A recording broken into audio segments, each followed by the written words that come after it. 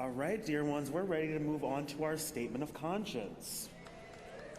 Statement of conscience is a little bit of a different process because it has a higher threshold of the thing we're trying to create. These are things that we use to advocate for our faith in the wider world, so we want to make sure that we give enough time for discernment.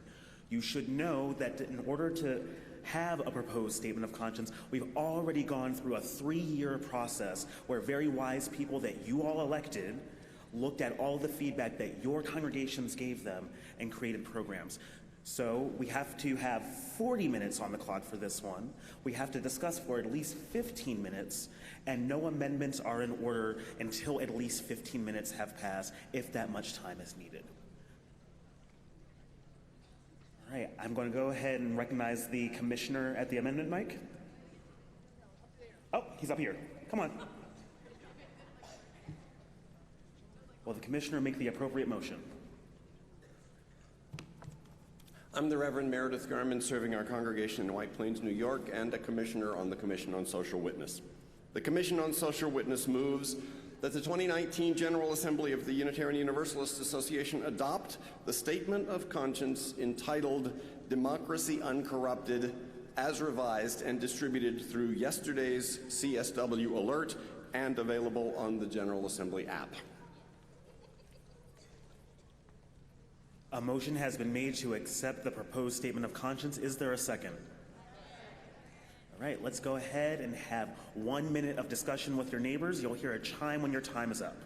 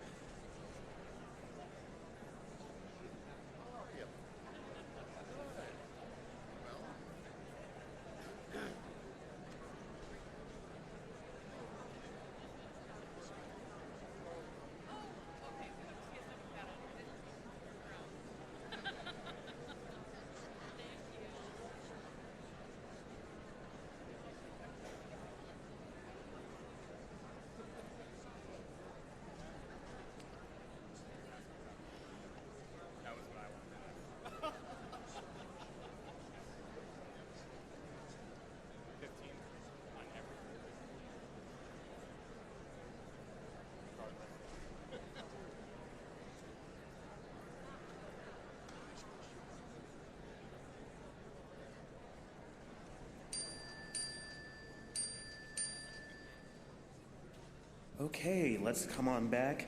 There is a question that I've previously reviewed in the off-site procedural queue, so I would like a commissioner to come to the amendment mic so that we're able to answer that question. Can I get someone on the Commission on Social Witness to a mic so that we can answer this question quickly once it's asked? I recognize the delegate at the off-site procedural mic. Rebecca Berger, UU Congregation of Wyoming Valley in Wilkes-Barre, Pennsylvania. Is line 159 in the revised SOC correct? Is it supposed to say overturning corporate constitutional rights instead of overturning constitutional rights? All right, I recognize the commissioner at the amendment mic. It is a typo. We have corrected it on the version that's going to the tech deck. So it should, we don't want to overturn constitutional rights. We want to overturn corporate constitutional rights. Right. Everyone understand there is a typo in your printed copy, but when we get the text up on the screen and you can see our windows up there, we're going to get up the correct version there. So let's not worry about that too much. I need to have a consult with one of the moderator team. Give me just a second.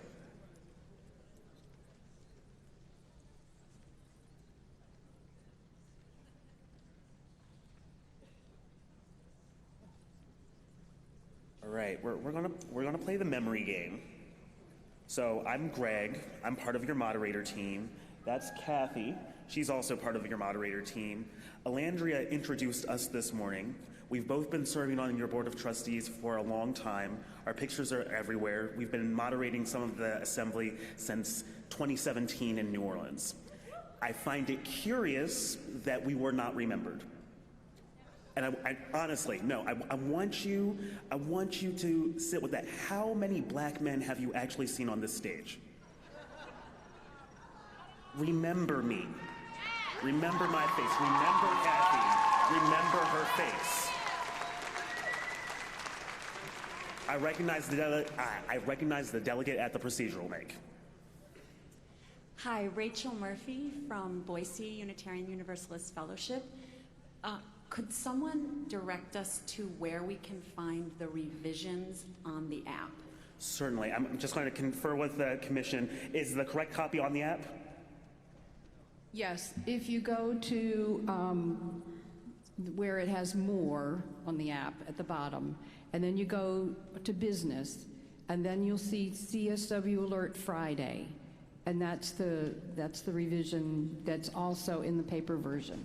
All right, so it will just navigate the app. At the bottom of your screen, you see 3 lines that say more. Click on that. You'll see business. It has a gavel or a hammer. Click on that. Then you'll see a text that says CSW Alert Friday.pdf. Click on that. All right, I recognize the delegate at the procedural mic. Good morning, Orlando Montoya, Unitarian Universalist Church of Savannah, Georgia. May I ask the moderator, when the moderator asked the person over there, the CSW, to please speak at the pro mic, because when they're speaking at the amendment mic, the clock is not counting for the debate. Correct, and that is true. Whenever the commission or the board are answering simple questions or speaking in favor, they are supposed to speak from the amendment mic so it does not count against the time. That's what our rules say. Okay. I recognize the delegate at the concern mic. Bob Gerke from Pocatello, Idaho, the Pocatello Unitarian Universalist Fellowship. I'm expressing a concern. I'm not opposed to the entire statement, but under individuals can take actions such as follows. Eliminating the Electoral College is really shifting the votes to the 2 coasts and kind of cutting out the middle section of the country. I don't think that's a good idea. It certainly will support our beliefs, but I don't think that it will flip-flop the vote. Thank you. All right, just checking off-site. I'm not seeing anyone at any of the mics. Someone is, don't run, it's all right, I'll wait for you, I can see you. We have someone approaching the pro mic, so we'll just wait for that person because I can see that person approaching.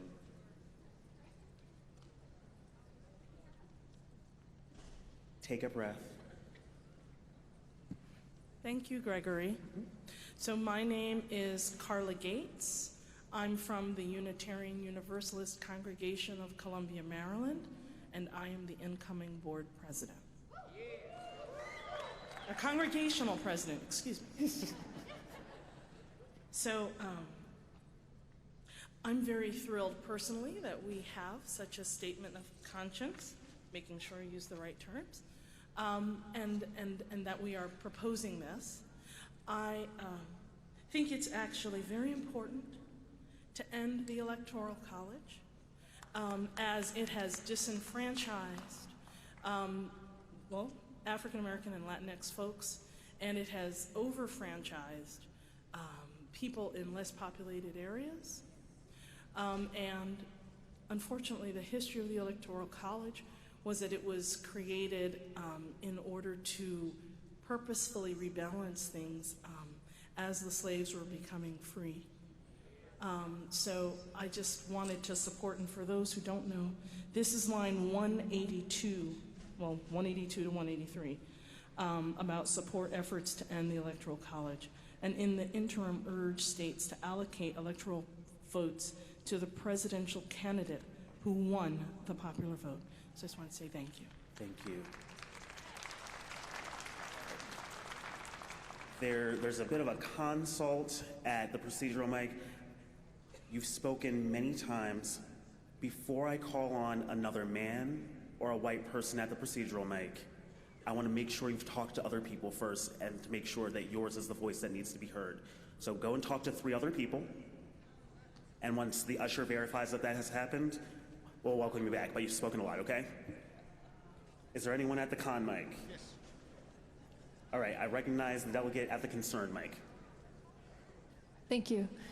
My name is Mary Wilson from the Bismarck Mandan Unitarian Universalist Congregation and Fellowship. I also live in the lands of the Ocheti Shakoi, and Nuita, Hidatsa, and Sanish. My concerns regarding this measure is, this statement, is that I don't feel like the perspectives or experience of Indigenous people have been recognized or acknowledged, or the colonial roots of democracy. Thank you. Thank you. All right, I recognize the delegate at the pro mic. Hi, my name's Tatum Ken. I'm from the Skagit Unitarian Universalist Fellowship in Mount Vernon, Washington. And this is just in regards to the Electoral College. I don't think it's that radical of an opinion that every person should have an equal vote. That's it. Thank you. I recognize the delegate at the on-site con mic. No, he was just holding a space for me. Oh, are you the off-site delegate? I'm an on-site delegate. Right, I'm recognizing you. Oh, I thought you said off-site. Sorry. I'm Cynthia Landrum, then, from the First Parish Church of Stowe and Acton in Stowe, Massachusetts. I rise to the con microphone today because I feel like we should hear more voices rather than more procedures. And I, in particular, recognize that we haven't heard the voices of youth today. And so that's why I'm standing here at the con microphone. Yes, I'm hearing some commotion from the Youth Caucus section. I think they're saying that youth can speak for themselves. And Youth Caucus, I trust that if you have something to say, you'll approach one of the mics? Did everyone hear the Youth Caucus? Awesome. All right, I recognize the delegate at the off-site con mic. Thank you. I speak for Sally Jane Gellert, Central Unitarian Church of Paramus, New Jersey. I agree that there is a big issue with the Electoral College, but I would prefer to encourage states to split their EC, presumably Electoral College, votes according to the actual vote within their state, so that candidates are encouraged to no longer ignore smaller states to focus only on the most populous, knowing that they are winner-take-all states.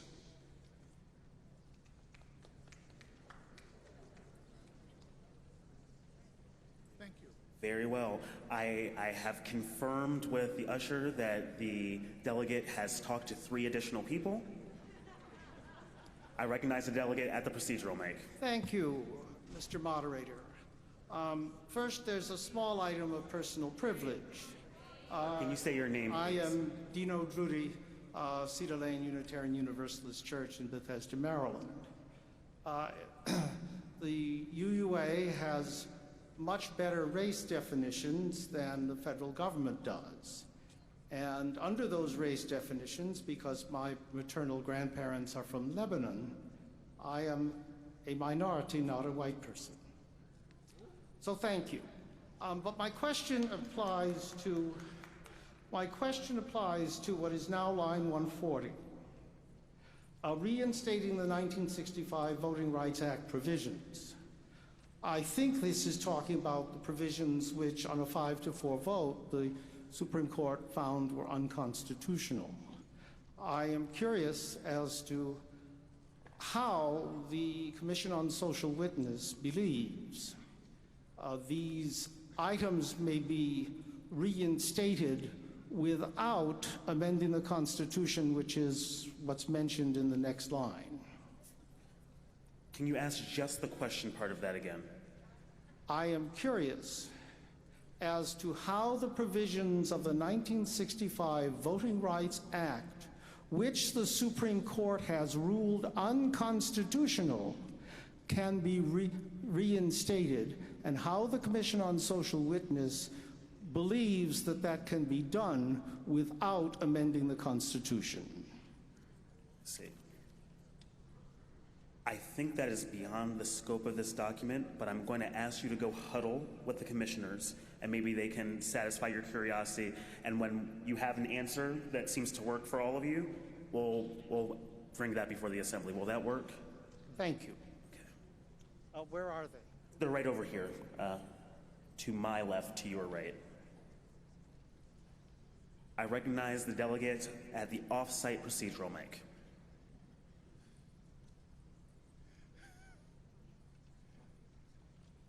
Thank you. Speaking for Fred L. Hammond, Manatee UU Fellowship in Bradenton, Florida. Point of clarification. In the revised document, there are sections that are highlighted in yellow. What does this highlight mean? For example, lines 133 and 134.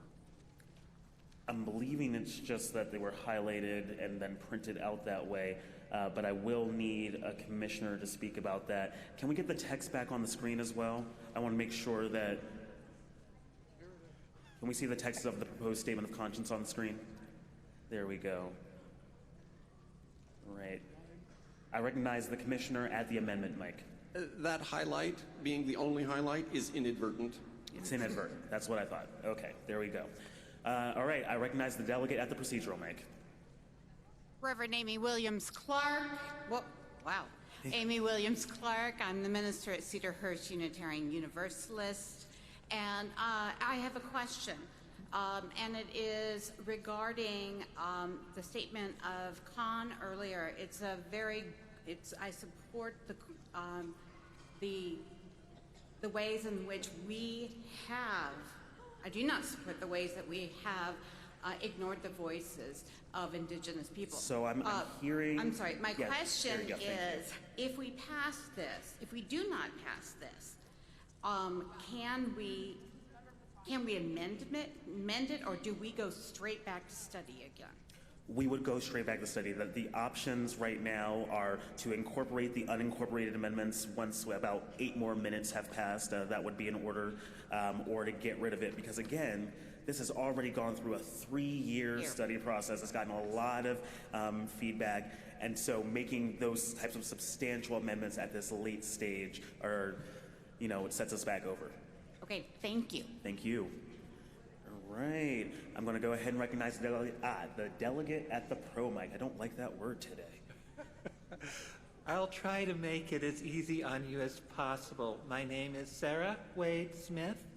I am a trustee at Allegheny Unitarian Universalist Church in Pittsburgh, Pennsylvania, and I am speaking in support of this statement of conscience. I want to acquaint you all with some history. In my native state of Tennessee, in 1796, if you wanted to vote for your congressman, you needed to own land worth at least $100, which was a year's salary in those days. And you had to be male. Women did not receive the right to vote in this country until, in most cases, 1920. And that was after 78 years of struggle to achieve that right. If you wanted to vote for a member of the state Senate, you needed to own land worth $500. If you wanted to vote for a United States Senator, you needed to be elected to the state legislature, because direct election of senators instead of election by state legislatures did not happen until the early 20th century. And if you wanted to vote for president, you had to get the state legislature to select you as one of the state's electors. Democracy has been an evolving project in this country. It has taken us almost 200 years to get as close as we are to one person, one vote. And we are now facing an organized movement that wants to roll voting rights back, to eliminate the rights of the most economically insecure and marginalized of our people to participate in government and their own destiny. We need to take a stand against this. This statement of conscience does that, and we should support it. Thank you. Thank you.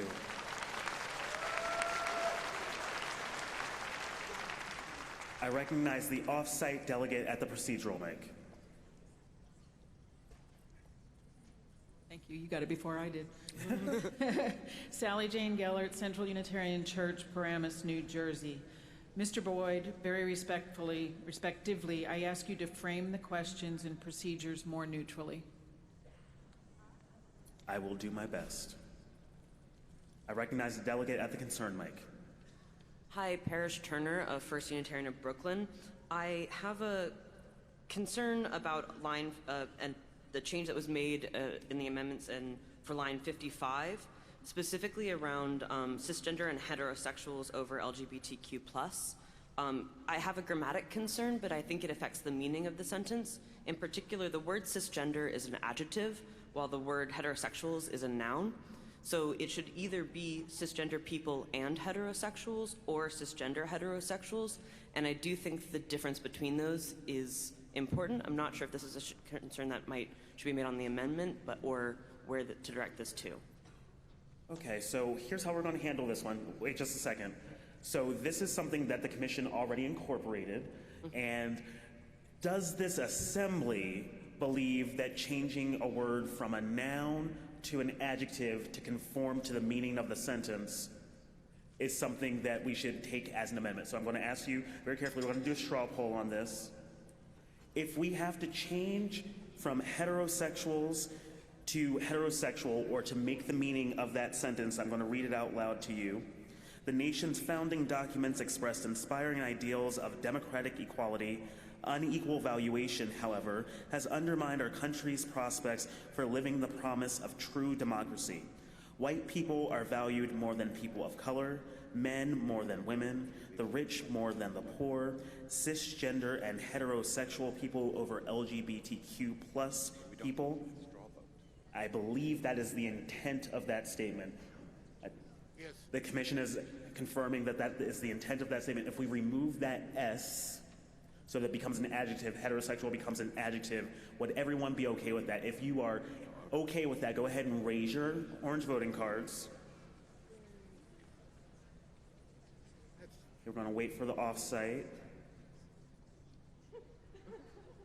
Again, the palm tree can't vote. All right, go ahead and lower those. Any opposition to making that conforming change to make sure that everything is an adjective instead of a noun? Anyone opposed to that here in the hall? Any abstentions? Okay, so we've taken care of that. Thank you. I recognize the off-site delegate at the procedural mic. Same person, okay, that queue is cleared. I recognize the delegate at the procedural mic. Thank you. Carl Ponanen, UU Church of Greater Lansing. My memory is that in past debates on, what are we talking about here? In past debates on these types of issues, strictly grammatical changes, we didn't need to discuss. Those could just be handled by the CSW without a discussion or a straw vote. Would that make all of our discussions much easier? Yeah, it would definitely make all of our discussions much easier. In this case, we weren't actually clear because that sentence as written meant something substantially different than what was intended. All right, I recognize the delegate at the pro mic. Thank you so much. Peter Candace, Unitarian Universalist Congregation of the Low Country in Bluffton, South Carolina. I'm very sensitive to the concept of the tyranny of the majority, and I would just like to remind the assembled delegates that our senators are elected 2 per state regardless of the population of that state. And so I believe that we have good protection in that respect for guarding against the tyranny of the majority as concerns the Electoral College. Thank you very much. Thank you. I recognize the delegate at the concern mic. I'm Judy Wright, UUCLV of Lehigh Valley, Pennsylvania. We have to be careful in amending corporate values because we could easily also give others the right to amend union and non-NGO rights. The other thing that concerns me is that anger, the reason Trump got elected was anger, and that the the original Greek concept was of there would be the citizens, but there would also be philosopher kings. And these would be people who would know the whole situation and be able to say, gee, that person is not right. And so possibly some system where the Electoral College has a way of joining a statement. If a certain number join a statement saying this guy is about to go crazy or about to die from a heart attack, that he shouldn't be in office. Thank you. Thank you. I recognize the delegate at the pro mic. Hello, my name is Joss McCall, and I am from the great state of Texas, representing the Unitarian Fellowship of Houston. And as a delegate, I remind us all that y'all means all. So as we're representing everybody, we need to realize that that democracy as a whole represents every single person and every single vote. And whenever we have a body that we did not elect, that does not represent us properly, it kind of is hypocrisy. We don't elect the people in the electoral college. We don't elect these people. They can change their vote on a whim. And if we do not get rid of it, it will basically become archaic, because the states are slowly getting rid of the electoral college and saying we are going to throw our votes to the popular vote, or we're going to divide them. So if we don't get rid of it, the states will slowly get rid of it, and then it will become archaic. So either way, in a moment of beloved community, let us realize that these lines may mean many different things, but together we are one. We are a democracy in action. Thank you. I recognize the delegate at the concern mic. Hi, my name is Ben. Oh, move closer. All right, my name is Ben and Bella Rosenzweig. I'm the religious educator at First Unitarian Church of St. Louis. I just want to say that I really appreciate this statement, and I respect the amount of time that has gone into this. I know I will vote in its passing.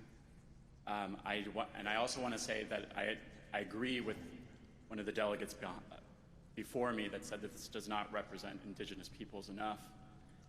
But under actions that we could take, and I will step down immediately if I've missed this. I've not seen the word reparations in this, and if someone can point me to that, that would be great. But I represent an organization in St. Louis that's nationally, that's called the Black Power Blueprint, and that is it's working class black communities in the ghetto that was created by the white government of St. Louis, and it's through redlining, and that's... Anyway, the point being is that words have power, and if we acknowledge that we live in a white supremacist culture with white supremacy institutions that includes wealth, and that includes all wealth, that people make, and their wealth that contributes to these organizations and to institutions, including the Unitarian Universalist congregations, that means that all money has some part in white supremacist activity, and that under actions that we could take, we really should be putting under everything, individuals, congregations, clusters, the UUA, that we owe reparations. Thank you. That is not part of this statement of conscience. This is not the only way we have to advocate for our values and live them out in society. I recognize the delegate at the pro mic. I'm James Williams from the Unitarian Universalist Fellowship of Morgantown, West Virginia. There was an earlier question posed, perhaps at the procedural mic, that seemed really should have been at the con mic and should have occurred in order.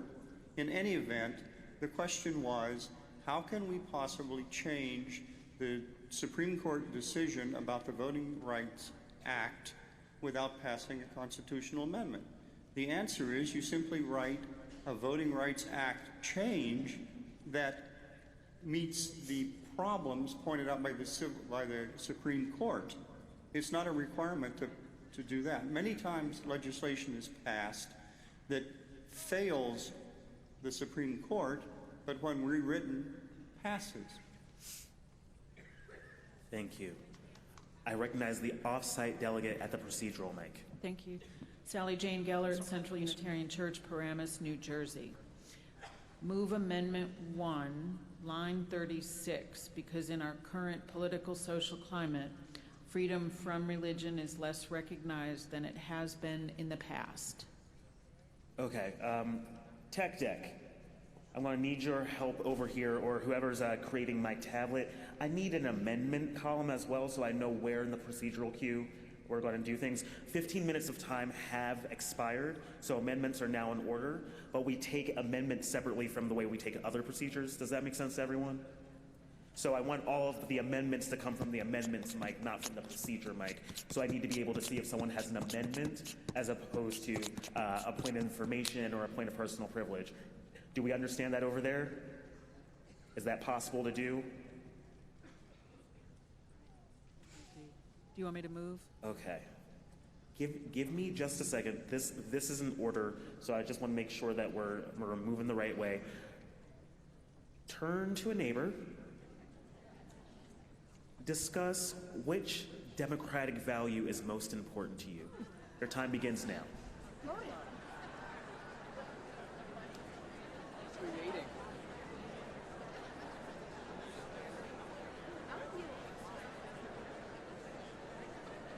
I want to be able to jump in the house and but like jump, but like you ever seen the Rhode Island abandoned belts?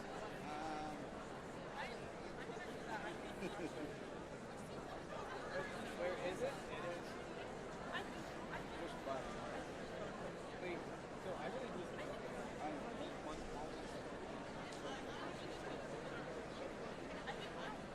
turn it into one big voting card that's more like Are these young people going to be able to say anything at the poll next week? I mean, They're next. They're supposed to. if they let it. But he was saying that now we're for amendments. I have an amendment, but I would love to know about this. With 45 of them. Eventually, I think they'll go back to it. Okay. Then they can do it. All right. Okay. But it will come back to the patient. All right. So we need youth. We do. As no. I am the Senior Business Manager Cheers Caucus representing Walmart.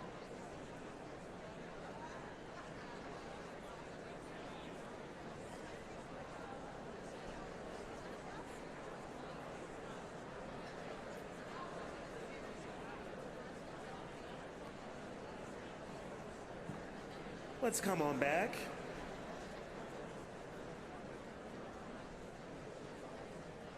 In 3, 2, 1, and a hush fell over the hall. Okay, so we are going to let this play out, and we are still going to do the themed conversation today. Okay? So just remember, there are two things that have to happen this morning. Thank you.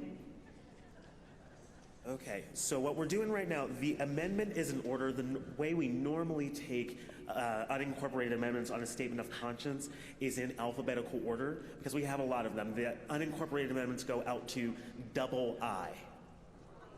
So it is a lot easier if we take them alphabetically. I am allowing the commission and some of the ushers on the floor to arrange the amendments in the appropriate order so that it's easier for us to move through those. Does that make sense? While they're doing that, I'm going to acknowledge the delegation at the pro mic.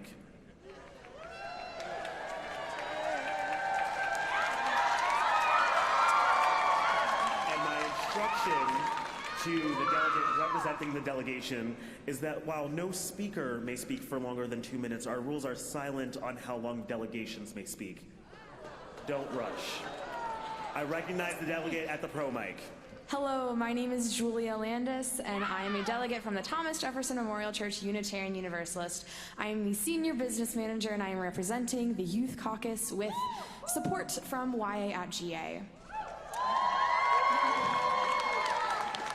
Unitarian Universalists are called to ensure that democracy has free access to all who want it, both in and outside the denomination, in our fifth principle that calls us to believe in our ideas and act on them. This statement forces our UUA to reflect and look back on this principle and guide our congregation's actions. With this upcoming presidential election in 2020, we have to ensure that all voices will be able to be heard.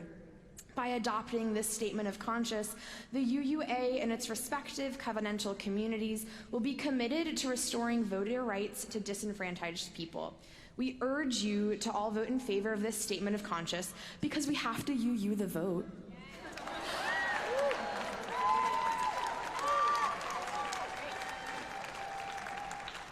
All right, it looks like the delegation has finished speaking.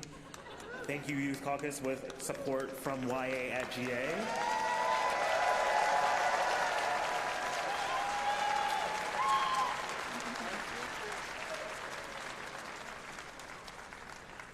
Right, I'm going to just check in with my amendment mic. Do we have the amendments alphabetized at this point? Okay, we're good. All right, so let's go ahead and move the first amendment in alphabetical order. Amendments are in order at this point. One has already been moved. We're just going to take them in alphabetical order. So I was taking that pro statement to give us some time. I recognize the delegate at the amendment mic. My name is Kendra Muntz, and I am a member of the UU Congregation of Venice, Florida, and president of the UU Justice Florida State Action Network. I am proposing we incorporate the unincorporated amendment A at line, encourage leaders of the UUA and other faiths to join the Interfaith Caucus of Move to Amend, giving the link to the website there, and adding that with a comma after WeDemandDemocracy.org at line 194. The reason is that We Demand Democracy, encouraging the UUA to, quote, participate, line 194, to participate in the democracy-supporting movements such as WeDemandDemocracy.org is a quite specific request, as is the request in line 192. The Move to Amend Interfaith Caucus is going to be very significant in moving forward not only the UUA, UUs all over the country, but all faiths to work together to demand that our leaders in Washington enact meaningful legislation, and ultimately, hopefully, we can work towards amending the Constitution to eliminate corporate constitutional rights and money as speech so we can do meaningful work at the states and lower to protect our democracy and our environment and our planet for the future and for the future of all our children and grandchildren. Thank you. The motion has been made. Is there a second? All right, this requires a simple majority in order to pass. Is there any further discussion on incorporating the amendment?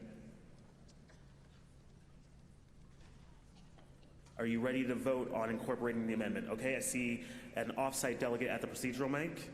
Richard Sengas, Unitarian Universalist Congregation, Santa Rosa, California. How does this new amendment Q get handed for off-site delegates? I think that meant handled, probably. Handled, yes. So when you're trying to move an amendment, make sure that whatever amendment you want to move has the letter. I need to know the letter so that the folks on the floor down here for me can handle it in order. Does that make sense? Okay, awesome. Another question? We are on A right now. Okay. Any other questions? Everyone know where we are? You don't seem to want to discuss the amendment. I think you're ready to vote on it. All right, so all those in favor of including and incorporating Amendment A found on page 6 of your CSW alert or in the app, Please raise your orange voting cards now.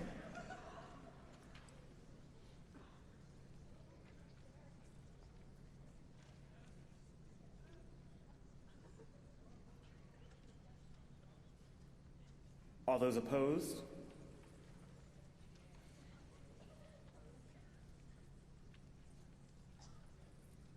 Any abstentions? We will be incorporating that. All right, I'm going to go to the delegate at the procedural mic. Hello, my name is Sir LeBear Jr. I'm a board trustee at the Unitarian Universalist Church of Akron, and I would like to call the question. There has been a motion to call the question. Is there a second? Okay, this is not debatable. We're going to move to an immediate vote. We need a 2/3 majority in order to call the question. All right. So this means we're going to stop discussing the statement of conscience. We've made one incorporated amendment. So it now is the statement of conscience with the incorporated amendment A. Everyone understand what happens if we stop debate now? Right now, we're just voting to stop debate. We are not voting on the statement of conscience as amended. Make sense? Okay, so if you want to stop talking about it, which means no more amendments, go ahead and raise your orange voting card now. Again, this requires a 2/3 majority. All those opposed?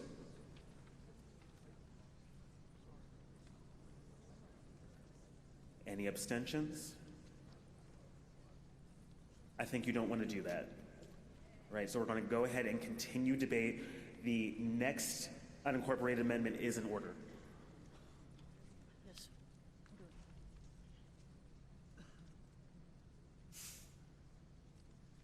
Give me just a second. There's a queuing issue.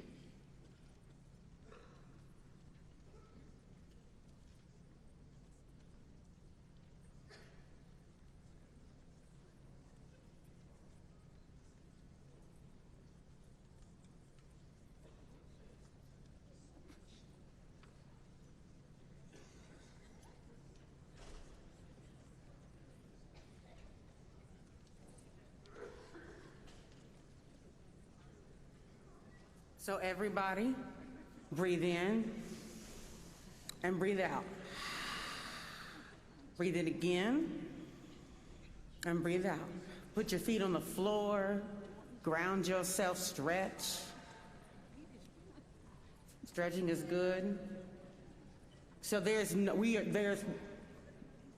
statement of consciousness is not the moderators or the boards, okay? So there is no one way or the other way from us. So if people feel like they have not been recognized, we're doing the best we can. The procedural mic takes precedence. So that's what's happening. Please do not allow me to ignore you. It is not my intention nor my desire to do such a thing. What we are doing today is entirely too important for voices not to be heard that urgently need to be heard. Do we understand? Every voice in this assembly can be heard so long as it is the will of this assembly. I recognize the delegate at the off-site procedural mic. Thank you. Richard Sengus, Unitarian Universalist Congregation, Santa Rosa, California. Please clarify that off-site delegates make moves to amend in the procedural queue if that is the correct place. That is the correct place. And I'll just also explain this for the whole hall.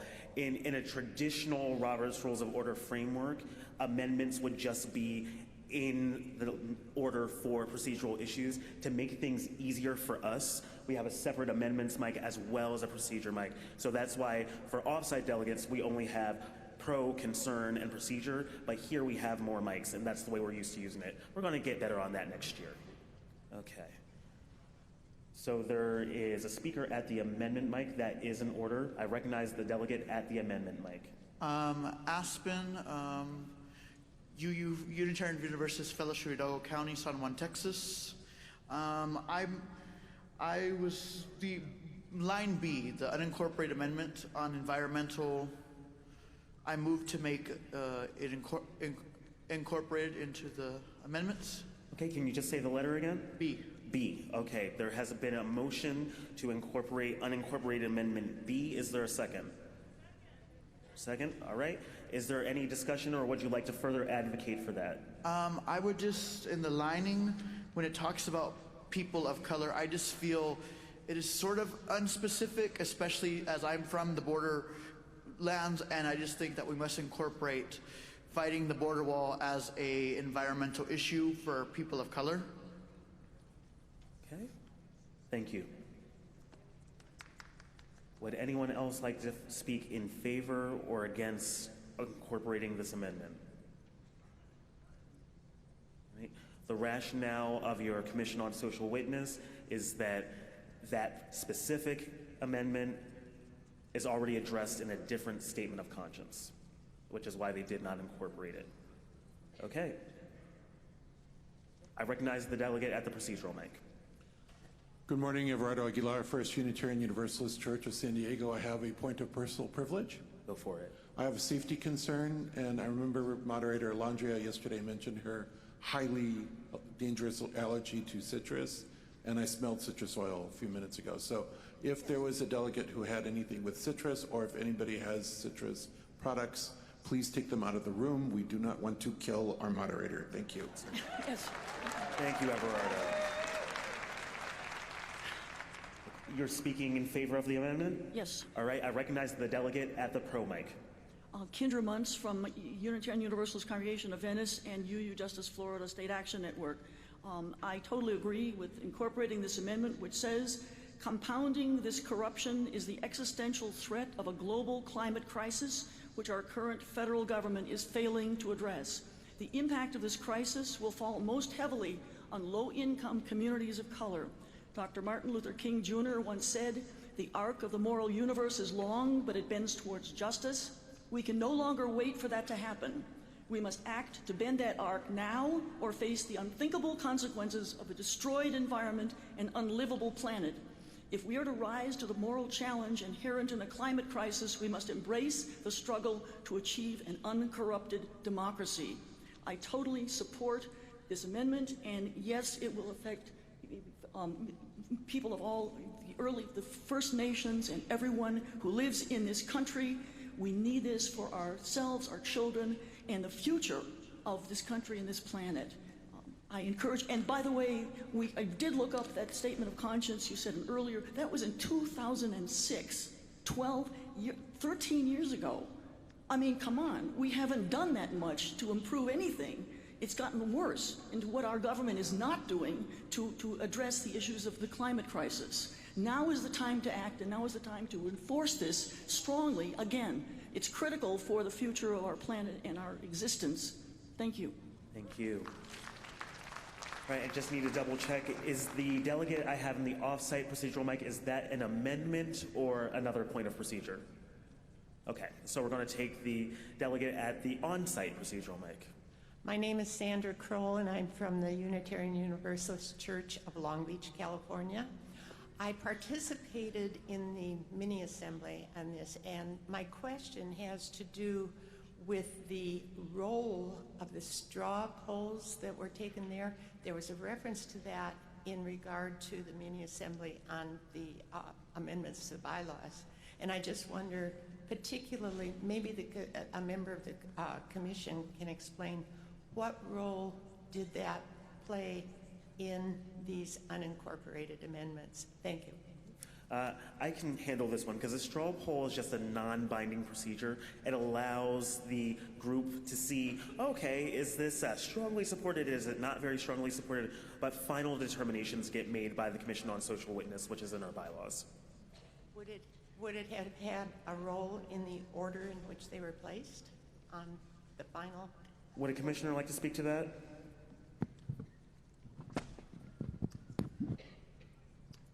Yes, this is... I recognize the commissioner at the concern mic. Hi, this is Shafia Christos Rogers from First Unitarian Church of New Orleans and a member of the CSW. And when we did the straw polls, we were divided into 4 different groups, and we collected about many of the things that got raised. There was conversation. We did a straw poll and noted it on the forms. when we came back into the room and we had to go through which amendments to incorporate and which ones not to, we used the information about the straw polls, and each of us told what we heard in our groups that discussed the statement, and we used that information to make the decisions. The ones that we felt we thought maybe yes, maybe no, but we felt like it needed to be the decision of that were the most important for this body to consider were the ones that are being read right now, or they were ones that had the strongest in the straw polls. Is that clear? So every single amendment that was submitted was turned in. Not all of them merited a straw poll, but the ones that were substantive, we did straw polls on, and we discussed that, and that was how we prioritized the unincorporated amendments that you're looking at. Right, that seems to have satisfied the delegates' curiosity. I have a quick thank you. That was a confirmation wave I just got. I have an update from our Usher Teller crew. We are out of paper copies of the CSW alert, and we just want to make sure if people need one or can share one, can you raise your hand or raise your orange card? Anyone need a copy? We have a few. Just keep those raised. Okay. And I'm going to acknowledge the delegate at the concern mic. Good morning. Thank you, everyone. My name is Lori Stevens from the First Unitarian Universalist Church of Nashville. While, of course, like many millennials, I feel very passionate about fighting against climate change, I am excited that we have an action of immediate witness coming up, that it has very specific actions included in it in order to combat climate change. This, I worry, slightly may muddle the statement of conscience, because it's supposed to be focused on democracy. And while, of course, these things are intertwined, I think when we are trying to get a message out about one thing, we should focus on it, and then we also have the action of immediate witness regarding climate change. Thank you. Thank you. I recognize the delegate at the procedural mic. Mr. Moderator, I'm Jerry Meisner of Unitarian Universalist Fellowship of Raleigh, North Carolina. I want to ask a naive question. Is there any way possible to consider these unincorporated amendments except one at a time? Can we group them, or is there any way to speed it up? I mean,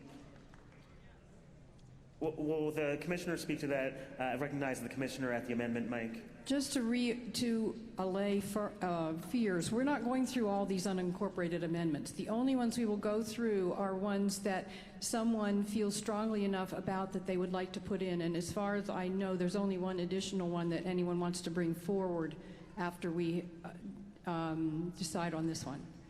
Yeah, we're close friends. We're close. We need to end in about 20 minutes, and I think we'll take about that much time. It's going to be all right. It's going to be all right. All right, I recognize the delegate at the pro mic. Thank you. My name is Allie Tharp. I am a member and delegate of the Wildflower UU Church in Austin, Texas. I'm also the program director for our Unitarian Universalist Ministry for Earth. I really thank the person who brought up this amendment. I can't emphasize enough how important it is that our democracy has corrupted to the point that it is killing our planet, and it's important to include it in this statement of conscience. So I want to bring up two things in particular. Levi Draheim, who lit the chalice for us twice, is suing our government for failure to take action on climate change.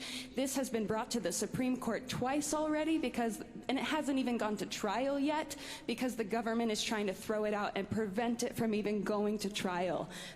So the accountability of our government for causing the climate crisis is a 5-year monkey wrench of the democratic process. And we need to support Levi and include this in saying that our democracy is corrupted to the point that it's killing our planet, and it's compromising our ability to live.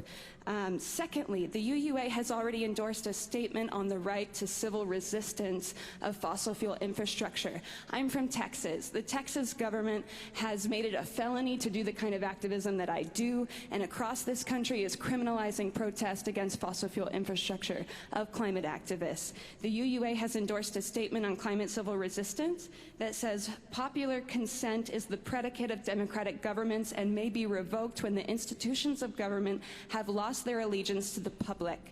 The basic right of the people to replace a corrupt regime with a new social order based on justice and equality is immutable, and the law recognizes this principle of just resistance. So I want to say frankly that I'm disappointed in this statement of conscience for not recognizing our right to overthrow an unjust regime. I support it. I don't think it's strong enough. I think we should consider our revolutionary rights under the Constitution, and that we should support this amendment. Thank you. Thank you. Oh, okay, your time expired. I was just like, we were finished on time. All right, I recognize the off-site delegate at the concern mic. Thank you. I speak for Abigail Humphreys of the First Unitarian Church of Toledo, Toledo, Ohio. Statements of conscience are statements that inform the world of our stance on issues such as a denomination. It does not matter how long ago the statement of conscience was made. Our stance has a denomination that has not changed. I would guess that would be our denomination has a stance that has not changed. They are not meant to infer actions that can be taken. Instead, the CSW will provide action kits to congregations to provide them with actions they can take on the statement of conscience. The statements are not just for the UUs, as it is for all the world to see. Okay, so that was not a concern. That should have come as a point of personal privilege from the procedural mic. All right, so that's a procedure. She was giving us information. She was not speaking in favor or against the amendment. I recognize the delegate at the procedural mic. Sam King, UU San Francisco. Would I be in order to call for a vote on Amendment B? You would be, but there's no one at the pro mic, so you don't need to. So right now, we alternate back and forth, and now we can just go because that's the only thing that's in order. We don't want to discuss this anymore. Well, let's do that. All right, let's go ahead. All right, looks like you're ready to vote on incorporating Amendment B. All right, if you're in favor of incorporating unincorporated Amendment B found on page 6 and continued on page 7 of your CSW alert or in the app, go ahead and raise your orange voting card now.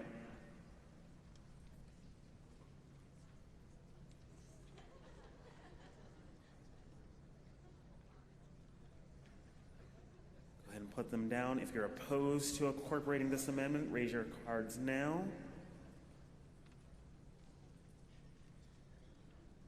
This requires a simple majority to be incorporated.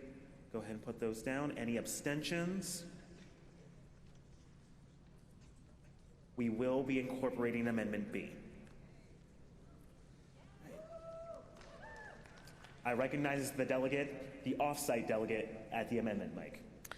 Sally Jane Geller, Central Unitarian Church, Paramus, New Jersey, moves that Amendment I, line 36, be incorporated because in our current political social climate, freedom from religion is less recognized than it has been in the past.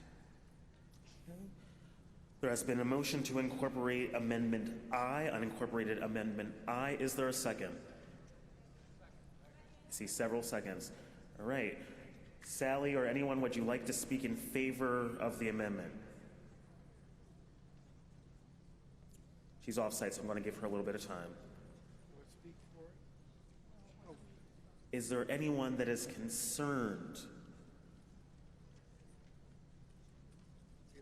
Right, I see you approaching the procedural mic, and I want to know, oh, you're going to the concern mic? Great. We'll wait till you get there. I recognize the delegate at the concern mic. Well, now it's not on the screen anymore, and I am. My concern is that the language Can I know your name and your gosh. Gosh, I get so excited. I'm Tom Zeller from the Towson Unitarian Universalist Church in Lutherville, Maryland. As I read that language, I like the freedom both of and from religion, but does that include that I have freedom from the press and from speech? Just as a mathematician who reads a little bit. So I just, the language to me is a little funky. If it's not funky to everybody else, fine. Thank you. All right, I recognize the off-site delegate at the pro mic. I'm reading for Sally Jane Gellert, Central Unitarian Church, Paramus, New Jersey. Basically, that the need to state clearly both freedom of and freedom from religion. Right. Commissioners, you have a statement about how these concepts are already subsumed in one another. There also seems to be a grammatical issue. Are you comfortable correcting that for us? I recognize the commissioner at the amendment mic. I recognize the commissioner at the amendment mic.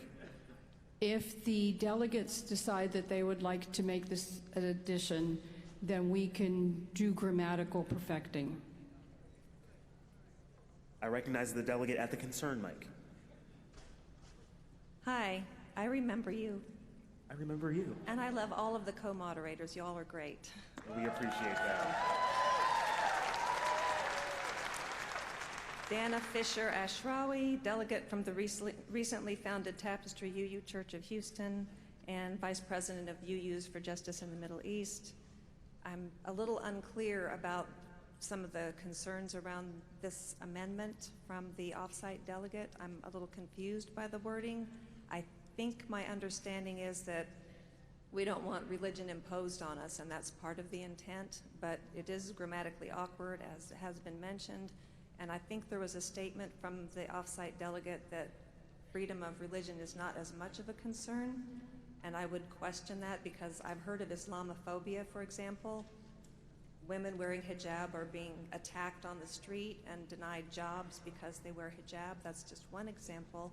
And people are being shot in houses of worship, and I think that is a little bit of an attack on freedom of religion. So I'm just needing a little more clarification and not sure if I want the amendment. Thank you. I recognize the off-site delegate at the pro mic.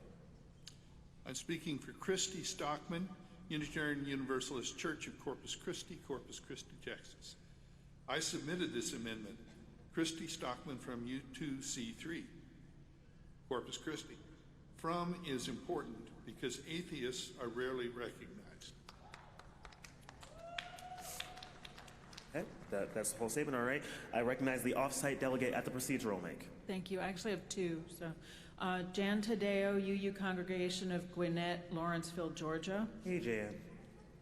The highlighted phrasing on the screen does not seem to present the amendment as I understand it. I understand it already states freedom of religion, and we are adding "and from."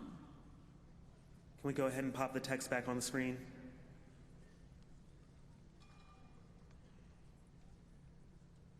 Just wait a second. Oh. Can we get the text of the proposed statement of conscience back on the screen? Okay, thank you. And our second person dropped off, so. Oh, the second person dropped off? All right, not a problem. Okay, let me just read that myself.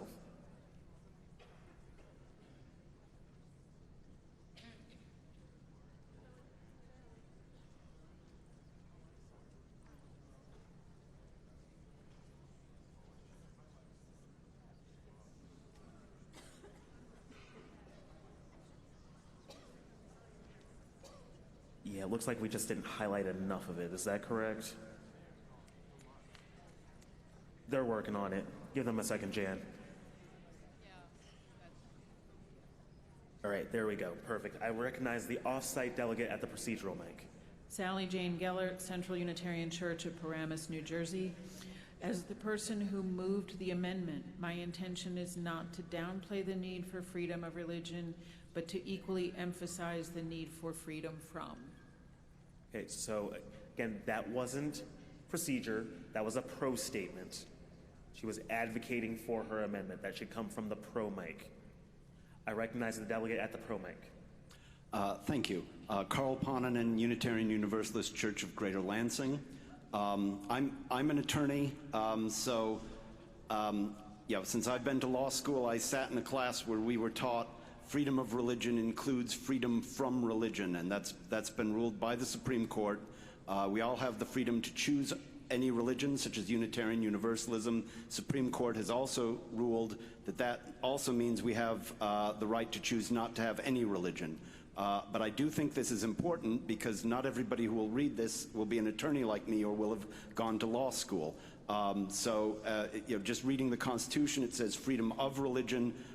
We need to include this to clarify that we are also supporting freedom from religion, which technically the CSW is correct. The Supreme Court has ruled that of religion includes from religion, but we need to state that so that any non-lawyers reading this document understand what's going on.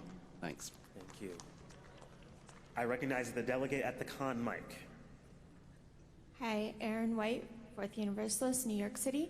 I'm a lawyer too, if that matters. And I would say that we ought to give more credit to folks. There are a number of instances in our country where cases about anti-establishment are, the Supreme Court just decided one recently about anti-establishment and whether or not there could be a cross at a particular place. And so I think people understand the concept that there is both the ability to exercise your religion and also not have one imposed on you. I think that's widely taught in our schools, I hope still.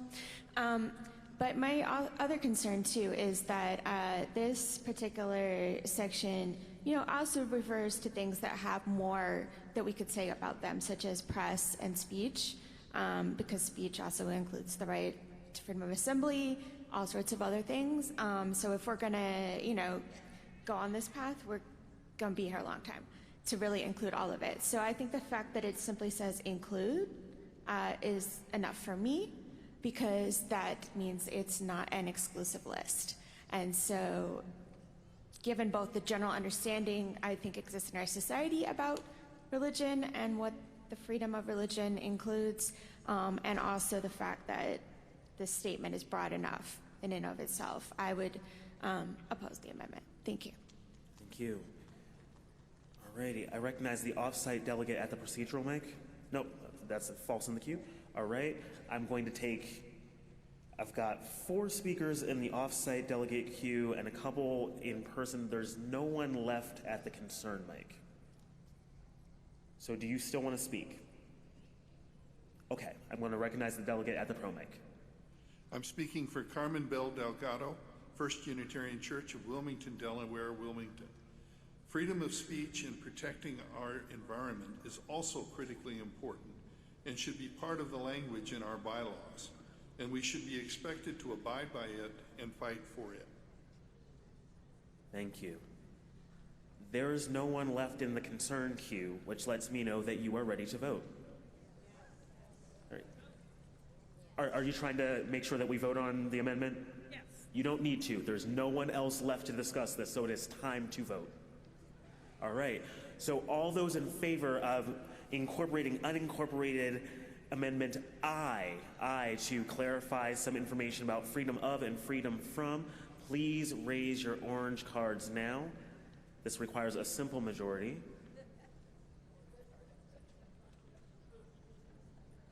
If you're opposed to incorporating amendment I, raise those voting cards. Right, any abstentions? Okay, can I see those in favor again? Okay, go ahead and put them down. We're going to wait for offsite.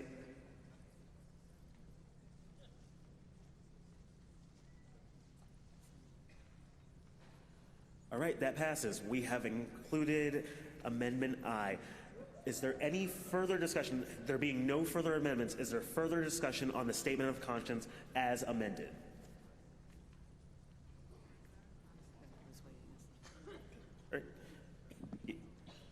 Give me just, I see her. I see her. You are out of time. Oh. You are out of time, and technically it would not be appropriate to hear a pro statement. There are no additional concerns. There we go. All right. We are ready to vote on the statement of conscience as amended. This requires a 2/3 majority vote. All those in favor of passing the statement of conscience as amended, please raise your orange voting cards now.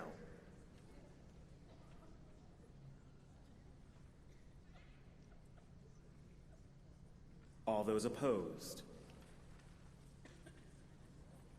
Well, that's surprising. Any abstentions? I think you really liked this. We have passed the statement of conscience.